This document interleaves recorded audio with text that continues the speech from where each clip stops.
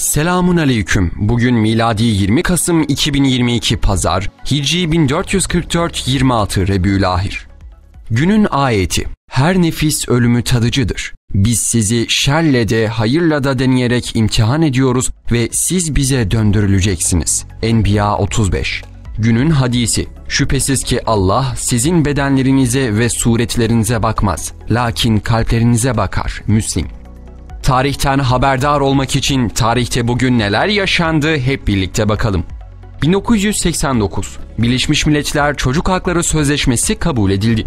41 maddelik bu sözleşme her uluslararası anlaşmada olduğu gibi gereği gibi uygulanmamakta ve toplumlar arasında ayrımcılık yapılmaktadır. 2003 İstanbul'da kamyonetli 2 saldırı düzenlendi. Levent'te bir bankanın genel müdürlüğü ve Beyoğlu'ndaki İngiltere Başkonsolosluğu'na yapılan saldırılarda Başkonsolos Roger Short'un da aralarında bulunduğu 33 kişi öldü, 450 kişi yaralandı. 2014 Mısır'da Batı destekli Sisi juntasının darbe girişiminin ardından Müslüman Kardeşler Teşkilatı üye ve gönüllüsü on binlerce kişi esir edilmişti. Yaşatılan zulme tepki gösteren Müslüman Kardeşler Teşkilatı 19 binden fazla darbe karşıtı esirin bulunduğu 76 hapishanede açlık grevi başlattı.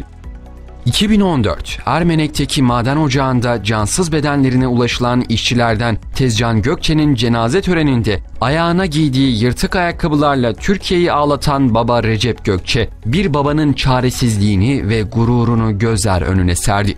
Olay Türkiye'de büyük yankı uyandırdı.